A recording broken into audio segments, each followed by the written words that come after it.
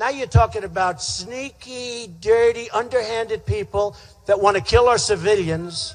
They want to go after our civilians. They want to kill not only our civilians, all over the world. And it's going to be stopped. It's going to be stopped. Somebody criticized me the other day because they asked me what I do. And I said, I'm going to bomb the shit out of them. It's true. I don't care. I don't care. They've got to be stopped. Why do they wait? They always wait for a tragedy to happen. They're never forward. They're always waiting for. So you say, oh, wow, these were training centers, camps. By the way, what did they attack? They attacked the oil. Remember, I've been saying for 2 years, attack the oil. Everybody said, oh, Trump with the oil, Trump. But I said more than attack it. I said attack it, take it, and keep it. That's what I said. So now they're attacking the oil, and a couple of the people said, you know, that was really Trump's idea. I've been saying this for 2 years, because a big source of their wealth is the oil. They're making $1 million a day. A lot of money. Making $1 million a day. And I kept saying, why aren't we doing this? Why aren't we doing this? My fellow citizens, at this hour, American and coalition forces are in the early stages of military operations to disarm Iraq, to free its people, and to defend the world from grave danger. On my orders, coalition forces have begun striking selected targets of military importance to undermine Saddam Hussein's ability to wage war. These are opening stages of what will be a broad and concerted campaign. To all the men and women of the United States Armed Forces now in the Middle East, the peace of a troubled world and the hopes of an oppressed people now depend on you. That trust is well placed. So you would keep troops in Iraq after this year? I would take the oil. I don't understand how you would take the. Does that mean keeping troops there or staying involved in Iraq? You heard me. I would take the oil. The people you liberate will witness the honorable and decent spirit of the American military. So you will guarantee that we will have a presence, that we will spend money, send troops, do whatever it takes in order to secure access to oil? Money. We will make a fortune. We will make money. They have $15 trillion worth of oil in Iraq. $15 trillion. We will make a lot of money. We will not lose that oil. We come to Iraq with respect for its citizens, for their great civilization, and for the religious faiths they practice. We have no ambition in Iraq except to remove a threat and restore control of that country to its own people. So your Middle East policy is basically guided by our interest in oil. My Middle East, yeah, I always heard that. I always heard that when we went into Iraq, we went in for the oil. I said, that sounds smart. Why don't we just take over the oil? We should take it over. We should come in. Well, I don't want to give it to Iran. Should we be running Iraq right now? We should be running the oil. You know, when they announced the war, and everybody smiles, oh, except the smart people. The smart people don't smile. You see, when they announced the war with Iraq, a few very smart people said, oh, that war is really smart because we're going to take over the oil. Unfortunately, Bush didn't have that in mind. You know, in the old days, you'd have a war, and you'd win the war.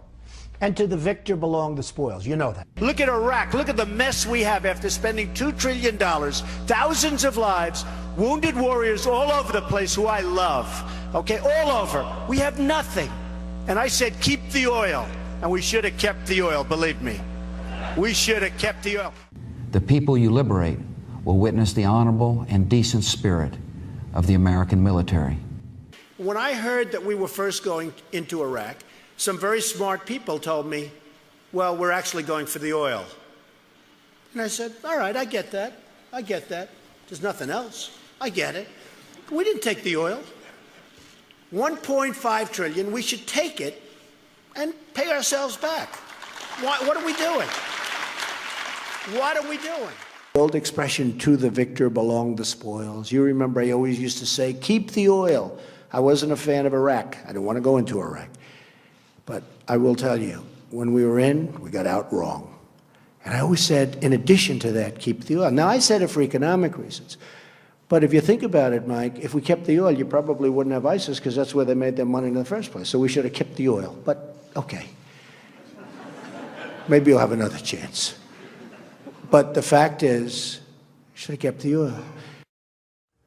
Let's go to our Pentagon correspondent, Barbara Starr. Barbara, a lot of questions about what the president meant when he said maybe you'll have another chance to take the oil. Talking about those huge oil fields in Iraq. What are you hearing?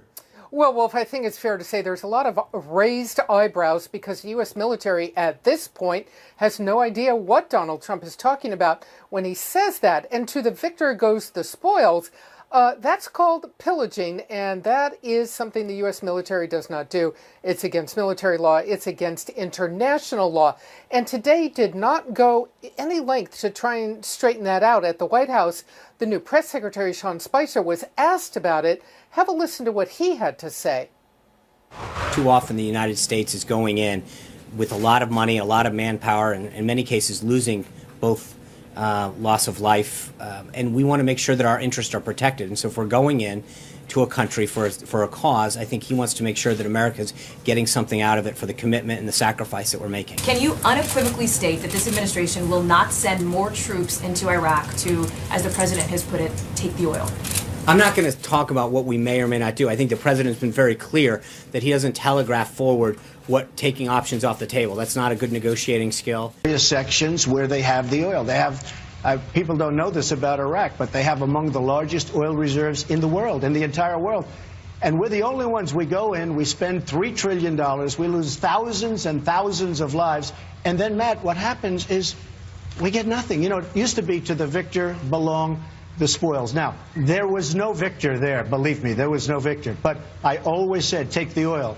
One of the benefits we would have had if we took the oil is ISIS would not have been able to take oil and use that oil to fuel themselves. Let's go to our military folks and Chairman Rogers. General Hertling, I mean, you and I have talked about this before. This is the thing that Donald Trump has said from the beginning, take the oil. I cannot wrap my mind around the concept just from a military standpoint, because all I see is you're taking the oil of a sovereign nation, which is our ally, under this antiquated notion of to the victor goes the spoils.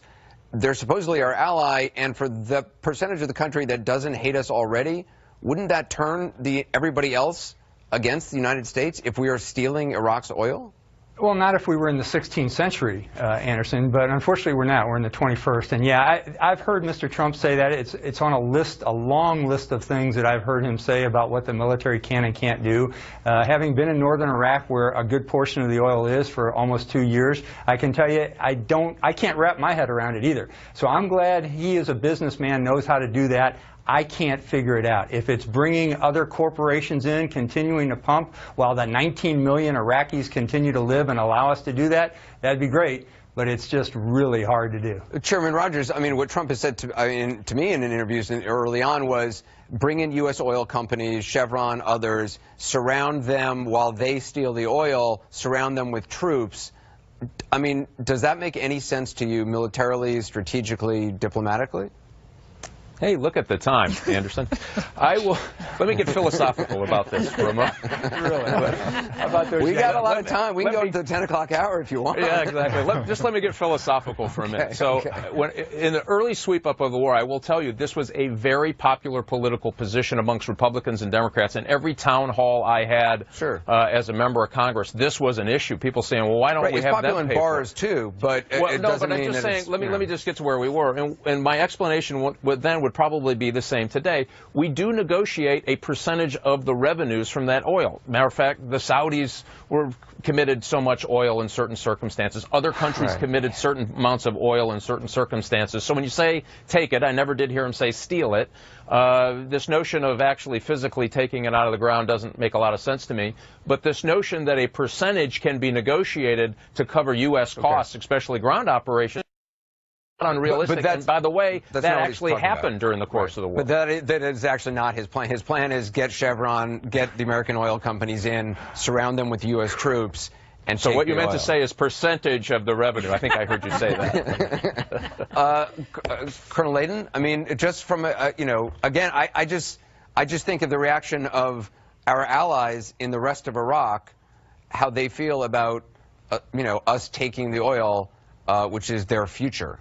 It would be a non-starter for that very reason. You know, what you want to do is you want to build up countries like Iraq, where what comes after ISIS in the case of Syria, and northern Iraq. So there are going to be some significant issues with this neo-mercantilist, 16th century, 18th century, whatever century you want to pick, issue here is something that is very similar to what you might expect a Chinese military leader to say in the present day, because they seem to be developing this neo-mercantilist policy as well. But it is not workable for our particular time and the particular region that we're dealing with here. You want to raise the oil revenues of the countries that are affected by these conflicts, and you want to give them a way in which to live their lives. And that would be a sustained revenue stream that would allow them to do that, right. And that would be essential. Because the idea of General Hurtling of to the victor goes the spoils, it implies that Iraq itself is the enemy and we have crushed them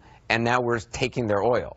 It implies more than that, Anderson. It implies that the U.S. military that's there is a mercenary force to do these kind of things. Look, there are 18 battlefield cemeteries throughout Europe from World War I and World War II. When you go to those grounds, the people who monitor those cemeteries that have U.S. soldiers in it say, this is the only place that America claims as occupied territory, the places where they buried their dead. It is not the American way of war to go and occupy a land, steal its resources, rape its women, and do the kind of things that Mr. Trump is saying. It is, again, a simplistic approach that's appealing to a certain percentage of Americans. It's worth being really specific about this, because it's one thing to campaign for president by saying you wish the U.S. military would have looted, would have pillaged, would have stolen resources from a country that we were occupying. It's one thing to run for office saying you wish that U.S. forces had committed, incidentally, that war crime and pillaged the countries that we became responsible for as an occupying force once we toppled their government. It's one thing to say that as a candidate, but once you are saying that as the commander-in-chief of the U.S. military, once you're saying, as commander-in-chief, that the U.S. military should steal the oil from countries where our military is operating, and that we might have a chance again to do that in the future. Think about what that means for U.S. troops who are on the ground right now, working with local forces in all of these countries, where we haven't stolen the oil, where we've never said before that we were going to steal the oil, where there were lots of local suspicions that we might, and we had to defeat those local suspicions. And presumably those local forces would feel very strongly about us not stealing the oil. Think about what that means for U.S. forces serving in those countries abroad right now. On a statement that the president made on Saturday, can you, and I just want to clarify your answer here, can you unequivocally state that this administration will not send more troops into Iraq to, as the president has put it, take the oil? I'm not going to talk about what we may or may not do. I think the president's been very clear that he doesn't telegraph forward taking options off the table. That's not a good negotiating skill. That's not how he works. There's a reason he's been successful at negotiating, is because he does it in a way that doesn't telegraph to people what he's going to take on or off the table. Whether or not you are going to talk about what we may or may not do, the fact that that is on the table makes this actually not a hypothetical scenario anymore, because that's policy. That's now policy. The White House, the President of the United States, has just communicated to the American people and to the world that U.S. troops in oil-producing regions around the world might be there to take the oil from these countries. That very well could be why they're there. The U.S. reserves the right to do that. Borzu Dargahi is a great reporter, longtime Middle East correspondent. He's now a Middle East correspondent for BuzzFeed. After the president made his take the oil remarks this weekend at the CIA, Borzu in Iraq interviewed some militia fighters and Iraqi security officials who right now are working with U.S. troops on the ground in Iraq in the fight against ISIS, where again, U.S. forces are partnered with Iraqi forces to fight against ISIS. I mean, U.S. forces spent part of the last week blowing up dozens of boats on the Tigris River outside of Mosul to stop ISIS fighters from using those boats to get away from Mosul as Iraqi ground troops continued to clear ISIS out of Mosul. I mean, there are 5,000 plus U.S. troops in Iraq right now who are engaged in the fight against ISIS alongside Iraqi forces. Except now, the new president of the United States says the reason U.S. troops might be there is to get our hands on Iraq's oil. So Borsut Agahi talks with Iraqi fighters to get a reaction to this, and these Iraqi fighters tell him exactly what you think they would say. They say exactly what you or I would say if we found out that some foreign country that was ostensibly here to help us was actually here to steal America's natural resources. Quote, "He cannot do it. He cannot succeed. Of course, I would fight the Americans if they came for the oil." Quote, "There's no way Trump could take the oil unless he launched a new military front, and then it would be a new world war." Say these folks who are right now fighting with U.S. troops. The Senate Foreign Relations Committee tonight approved the CEO of Exxon to be America's new Secretary of State. It was a pure party line vote. Senator Marco Rubio of Florida soaked up a bunch of good press about his hypothetical courage and his hypothetical nonpartisan patriotism when he said that he might vote against the Exxon CEO to be Secretary of State because he had real concerns. But of course, naturally, Marco Rubio cast a yes vote for the Exxon CEO. The vote was a party line vote. And the Exxon CEO, Rex Tillerson, now has no barrier to being approved for that position. His vote, his nomination will pass on the floor as well.